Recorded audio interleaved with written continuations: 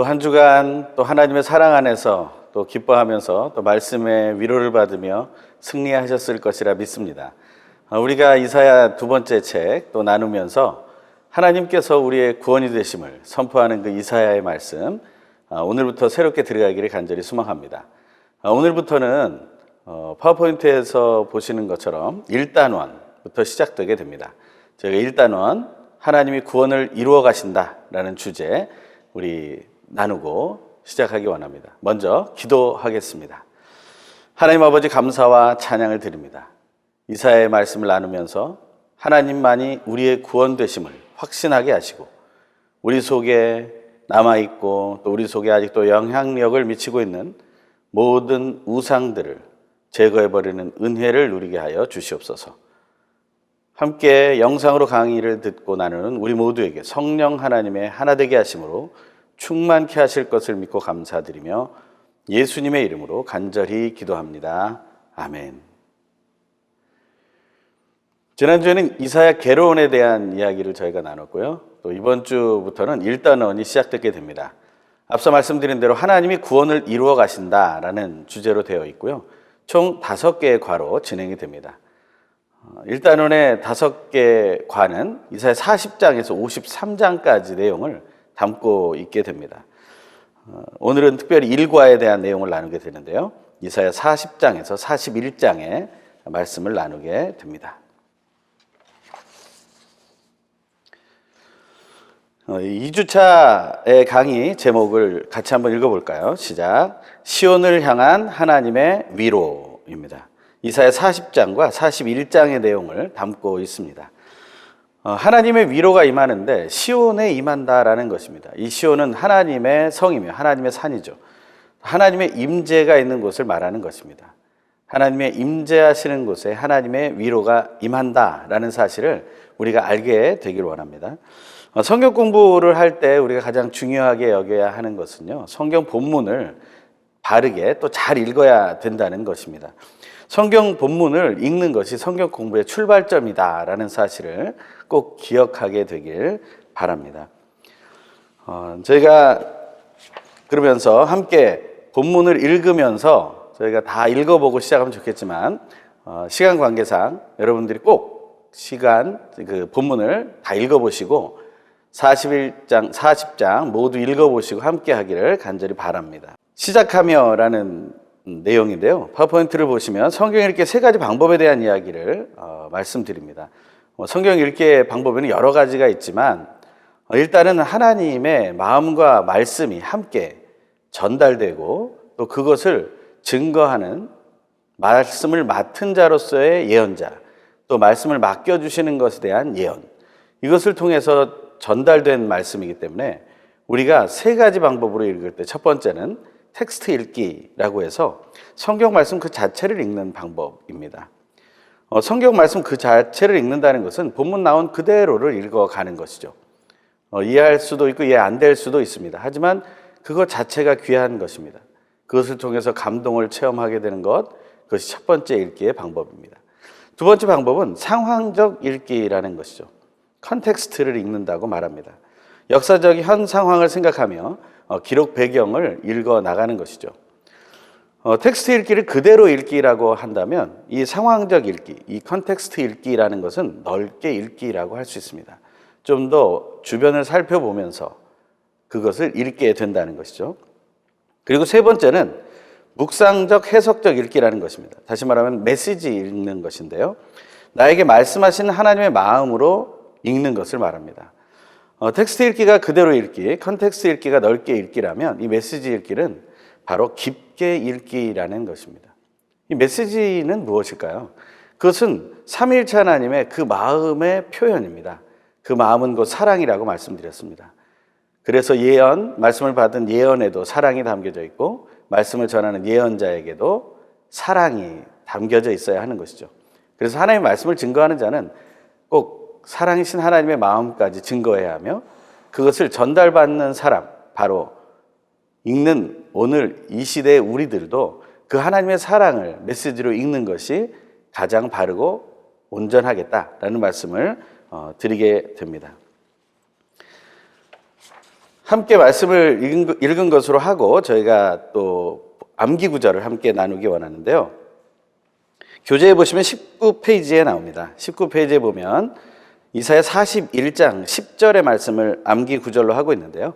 저희가 함께 같이 한 목소리로 읽어보겠습니다. 시작. 두려워하지 말라. 내가 너와 함께 함이라. 놀라지 말라. 나는 내 하나님이 됨이라. 내가 너를 굳세게 하리라. 참으로 너를 도와주리라.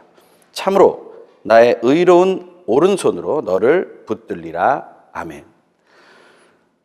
두려워하지 말라, 놀라지 말라 하고 말합니다. 요즘 여러분의 인생에 혹은 우리 모두의 인생에 두려워하며 놀랄 일은 무엇이겠습니까? 이 코로나19 재난마저도 우리에게는 힘들고 어려운 순간이 될 것이며 다가오는 경제적인 위기와 어려움들도 우리에게는 두려워할 대상이며 놀랄 대상이 될지도 모르겠습니다. 하지만 하나님은 이렇게 얘기하십니다. 내가 너와 함께 하겠다. 내 하나님이 될 것이다. 그러면서 어떻게 말씀하시나요? 너를 굳세게 할 것이다. 참으로 도와줄 것이다. 참으로 나의 의로운 오른손으로 너를 붙들어 줄 것이다. 말씀하십니다. 우리는 이 말씀을 들으면서 어떤 생각을 하게 되나요? 저희가 이사야 두 번째 말씀을 시작하면서 우리는 정말 하나님이 나를 도와주실 분으로 필요한가라는 것을 생각해 보는 것입니다. 하나님이 필요하지 않다면 우리는 이사야 이 말씀을 공부할 이유가 없겠죠. 그저 하나의 문학작품으로 이것을 읽는 것은 무의미한 것입니다. 그저 역사적인 배경을 배우기 위해서 이 말씀을 읽는 것도 무의미할 것입니다. 하지만 하나님이 나에게 너무 필요한 존재이기 때문에 단지 재난이 무섭고 죽음이 무섭고 가난이 무서워서가 아니라 하나님의 사랑을 잃을까 봐, 하나님을 잊어버릴까 봐 그것이 무서워서 그것 때문에 두렵고 놀라서 우리가 하나님을 더욱 필요로 하는 은혜가 있게 되기를 간절히 소망합니다. 우리가 하나님 안에서 이 암기 구절을 또 읽어가면서요, 또 저희가 주어진 장들을 또 읽게 될 텐데요. 장별로 주요 단어들을 한번 또 살펴보도록 하겠습니다. 이사야 40장과 41장을 저희가 읽게 되는데 이사야 40장에서의 주요 단어들은 그 1, 2절에 나오는 위로, 또 3절에 나오는 여호와의 길, 이것은 평지라고도 또 표현되기도 합니다. 또한 1절과 5절, 8절, 또 25절에 나오는 여호와의 말씀, 또 9절에 나오는 좋은 소식. 이 좋은 소식은 시온의 좋은 소식을 전하는 사람이라는 말로 표현이 됩니다. 또한 25절에 거룩하신 분이라는 말씀이 나오고요. 또 28절에 영원한 하나님에 대해서 말하면서 땅끝을 창조한 하나님에 대한 얘기를 하고 있습니다. 그리고 여호와를 바라는 사람들에 대한 이야기로 또 40장은 마치게 되죠. 41장의 주요 단어들을 보면 법정에서 따져보자 라는 그 1절의 말씀이 굉장히 강렬하게 다가오는 것을 알 수 있습니다. 또한 4절에는 처음이며 끝인 나 여호와라고 말하고 있고요. 10절과 13절에서는 나는 내 하나님 여호와라는 말을 합니다. 22절에는 일어날 일, 23절에는 장차될 일, 그리고 25절에는 토기장이, 우리의 창조주 되신 하나님임을 선포하는 토기장이, 그리고 22절부터 29절까지, 특별히 29절 마지막 절에는 우상은 헛것이라는 그런 주요 단어를 말하고 있습니다. 우리는 이런 장별 주요 단어들을 한번 이렇게 살펴보면서 우리는 또 우리에게 주어진 말씀의 기초를 배울 수 있고 오늘 함께 나눌 시온을 향한 하나님의 위로의 말씀이 어떤 것인지를 우리는 발견하게 된다라는 것입니다. 또 이번 과에서 또 이사야 40장과 41장에서 우리가 발견하게 되는 주요 주제 5가지에 대한 이야기인데요. 사랑의 마음을 가지고 사랑의 말씀을 증거하시는 삼위일체 하나님께서 5가지 주제로 또 말씀을 주신다는 거예요. 이사야 40장의 중심 주제는 위로, 그리고 길배 광야, 여기 계심이라는 주제가 나와 있고요. 또 이사야 41장의 주제로는 기쁜 소식, 그리고 너의 하나님이라는 내 하나님이라고 표현되는데요. 그런 2가지 주제가 있게 됩니다.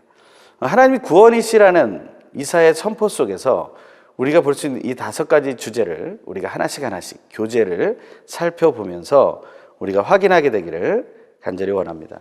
본문을 읽을 때 어떤 느낌이 드시나요? 그 본문을 읽을 때 우리가 성령의 감동으로 읽게 되기를 소망하는 마음으로 그 본문을 읽기 원하고, 성령의 감동이 우리에게 임하고 성령의 조명하심, 다시 말하면 성령께서 빛을 비춰주실 때 우리는 말씀의 빛이 드러나는 것을 발견하게 될 것입니다. 이사야의 말씀으로 우리가 또 들어가 보도록 하겠습니다. 첫 번째, 하나님의 위로에 대한 이야기를 우리가 하기 원합니다.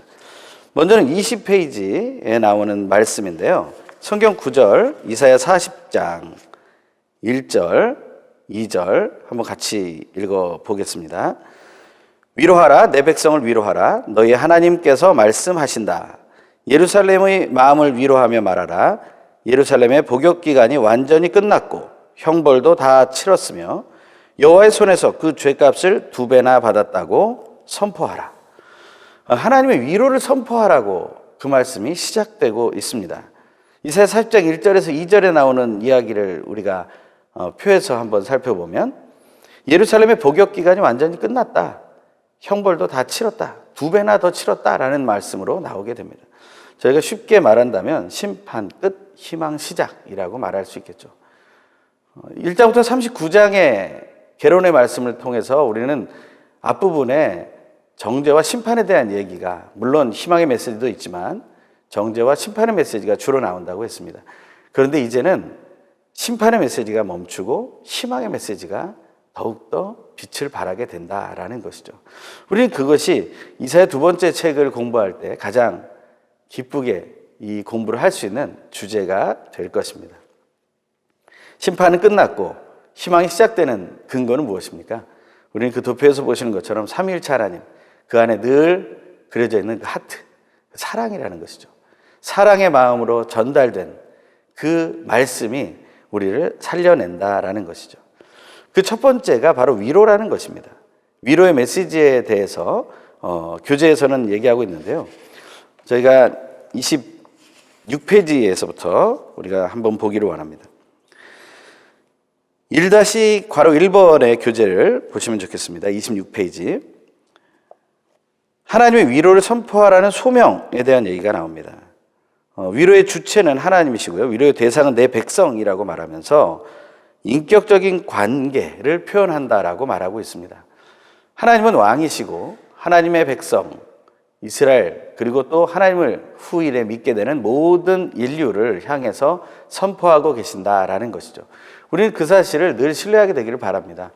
오늘 우리가 예수를 그리스도로 믿고 하나님 말씀인 성경을 공부하게 되는 이유는 바로 우리도 하나님의 사랑을 받을 만한 자격은 없으나 하나님께서 허락하셔서 그 자격을 얻게 된 존재라는 것이고, 그것은 우리 행위가 아니라 하나님의 뜻대로 누릴 수 있게 되었다라는 것이죠. 마음껏 누렸으면 좋겠습니다. 이번 학기 영상으로 우리가 공부하게 되지만 이 시간을 통해서 마음껏 누리면 좋을 것 같아요. 우리가 오프라인 강의에서는 또 반복해서 듣기가 쉽지 않은데 영상 강의는 또 들으실 수 있고 또 들으실 수 있죠. 그것을 통해서 하나님의 그 사랑의 메시지를 깊게 배우게 되길 원합니다. 하나님의 위로의 메시지는 크게 세 가지로 나눠진다고 얘기하고 있는데요. 27페이지에서부터 나옵니다. 27페이지에 괄호 2번에 보면 첫 번째 위로의 메시지라고 하면서 여호와께서 오심이라는 말이 나오죠. 여호와께서 오시는 것이 우리에게는 너무나 큰 위로의 메시지가 된다라는 것입니다. 여호와께서 오신다는 것이 여러분에게도 정말 위로의 메시지라고 확신하십니까?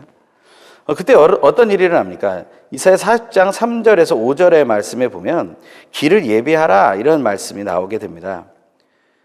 거기에 보면 반괄호 2번에 왕의 길을 예비하라는 말이 주는 영적 의미는 모든 죄를 회개하고 정결함으로 나아오라는 촉구가 담겨 있다라고 말합니다. 이것은 요한복음에 나오는 세례 요한의 이야기와도 연결된다는 것이죠. 길을 예비한다라는 게 무엇인가에 대해서는 우리가 다음에 좀 더 자세하게 살펴보려고 합니다.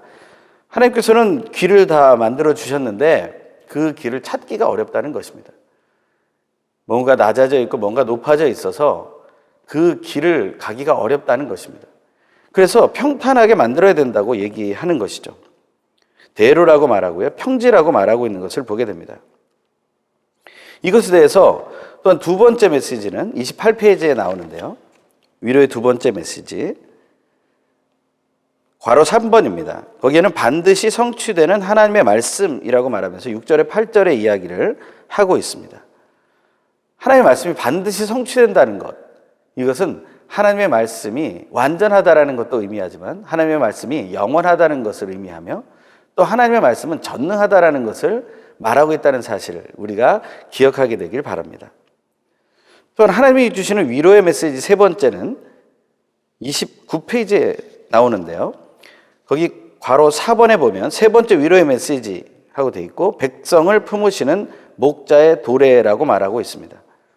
하나님의 오심도 위로의 메시지가 되는데 어떤 분이 오시냐면 백성을 품어주시는 사랑의 목자, 선한 목자 대신 분이 오셔서 위로하신다라는 것입니다.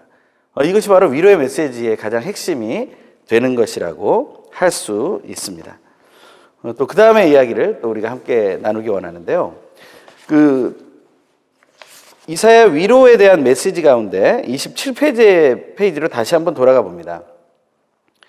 하나님께서는 하나님의 백성들에게 하나님의 뜻을 잘 전달해 주기 원하시고 그 뜻이 온전히 이루어지기를 원하신다는 겁니다. 그런데 지금 나온 이 도표를 보시면 하나님의 길이 있고 광야가 있습니다. 광야에서 외치는 자의 소리라고 말하면서 하나님의 말씀이 이 광야에서 외치는 자의 소리를 통해서 전달되게 되는데 이것이 왜 이렇게 잘 이루어지지 않을까라는 것입니다. 특히 이사야 소명적인 이사야 6장에 보면 그들이 들어도 듣지 못하고 깨달아도 깨닫지 못할 것이다 라고 얘기하고 있어요. 그들의 머리로는 깨닫는 것 같고 귀로는 듣는 것 같지만 아무것도 알지 못하게 된다는 겁니다. 그것은 왜 그럴까요? 이 도표를 한번 잘 살펴보시고 설명을 들어보면 좋을 것 같습니다. 삼위일체 하나님, 사랑이신 하나님이 이스라엘 백성, 하나님의 백성인 이스라엘 백성에게 그 사랑을 전달해 주기 원하신다는 거예요. 그래서 하나님이 이미 만들어 놓으신 길이 있죠. 그 길은 어떤 길입니까? 오늘 교재에 나오는 대로 여호와의 길이며 왕의 길이며 거룩한 길이며 그것은 또 나아가서 우리가 믿음으로 해석할 때 바로 예수 십자가의 길이 되는 것이죠. 하나님이 이미 만들어 놓으신 이 길을 따라서 하나님께로 나아가야 하는데 이스라엘 백성이 그렇게 되지 못했다라는 것입니다. 그 이유는 무엇입니까? 그것은 바로 1장부터 19장에 계속해서 반복하고 있고 또 우리가 이사야 두 번째 이야기 나눌 때도 계속해서 반복되어질 인간의 죄성, 그 문제들 때문에 그런 것이죠. 그것이 무엇입니까? 바로 불순종으로 시작하고 죄악으로 심화되고 그것이 거역하며 배반하며 하나님이 아닌 우상을 숭배하는 자리까지 나가게 되는 이러한 죄악들이 쌓여져 감을 통해서 그 길은 무너질 지경에 가려질 지경이 되어버렸다는 겁니다. 아무리 좋은 길을 닦아놨다고 해도 그 위에 돌이 덮이고 또 다른 것이 덮이고 이물질이 덮이고 오물이 덮이면 그 길은 망가져버리고 다닐 수 없는 길이 되어버리는 겁니다. 그래서 하나님 아버지께로 나아가는 하나님의 백성들의 길이 광야처럼 사막처럼 바뀌어버렸다라는 것입니다. 이것이 얼마나 슬프고 안타까운 일이겠습니까? 그러다 보니 하나님께로 나아가는 이미 정해진 그 길이 막혀 있기 때문에 우리의 인생길이 광야를 다니는 것 같고 사막을 다니는 것처럼 힘들고 어렵게 되었다라는 것입니다. 그럼 어떻게 해야 됩니까? 우리가 해야 될 것. 이사야 1장에 39장까지 계속해서 반복하면서 하나님께서 이스라엘뿐 아니라 모든 열방을 향해 온 인류를 향해 외치셨던 그 메시지, 여호와께로 돌아오라는 것이죠. 죄의 길을 버리고 우상 숭배를 버리고 배반을 버리고 거역을 버리고 죄악을 버리고 불순종을 버리고 또 그것의 기초가 되는 의심과 불신을 버리고 하나님께로 다시 돌아가야 하는 것이죠. 그럼 그 길은 어떻게 우리가 찾을 수 있죠? 도표에 나온 것처럼 하나님이 이미 만들어 놓으신 길이에요. 그 거룩한 길은 결코 없어지는 길이 아닙니다. 물론 그것을 또 놓칠까 봐 하나님께서는 예수를 이 땅에 보내주시고 예수 그리스도의 십자가의 길을 만들어 주셨죠. 우리는 그 십자가의 길을, 그 순교자의 삶을 선택할 수 있어야 한다는 것입니다. 이사야는 그것을 지금 우리에게 선포하고 있는 것이죠. 이것이 고통의 말이 되지 않기를 바랍니다. 이것은 희망의 말이 되기를 원합니다. 이 희망의 말을 통해서 우리가 새 힘을 얻게 되기를 간절히 소망합니다. 이 위로의 메시지가 우리에게 주어지는 그 놀라운 의미를 알게 되기를 원합니다. 27페이지에 나오는 반가로 3번을 보시면 한 가지 주목할 것은 앞부분인 35장에 나온 용어들이 예를 들어 광야, 사막, 대로 반복되고 있다는 점이다. 40장 3절의 대로는 하나님이 그 백성의 구원을 위해 오시는 길이다. 35장 8절의 대로는 하나님의 백성이 하나님께 나아가는 거룩한 길이다. 그 길은 하나님이 이미 만들어 놓으신 길이다 라고 말하고 있어요. 이것에 이제 해석이 들어가기 시작하면 맨 마지막 단락입니다. 27페이지의 제일 마지막 단락. 종합하면 길은 예수님의 십자가의 길이며 온 세상에 영광으로 나타난다라는 예언은 바로 예수 그리스도의 오심, 초림과 재림을 의미한다라는 것입니다. 우리는 이 사실을 이 말씀을 통해서 온전히 기억하게 되기를 바랍니다. 우리가 하나님의 말씀을 우리가 바라보면서 이사야의 두 번째 말씀이 이렇게 우리에게 위로를 주며 또 길과 광야, 그것이 바로 하나님의 통치 안에 있으며 특별히 우리가 광야에 있지만 하나님은 이미 만들어 놓으신 길 위로 우리를 인도하고 계신다는 것, 그리고 우리는 그 사실을 통해서 우리의 죄악됨을 벗어버리고 하나님께로 돌아갈 수 있는 결단을 할 수 있게 된다는 것, 이 위로의 메시지를 우리가 충만히 누리게 되길 간절히 소망합니다. 1교시 이렇게 마치고요. 잠시 후에 또 뵙겠습니다.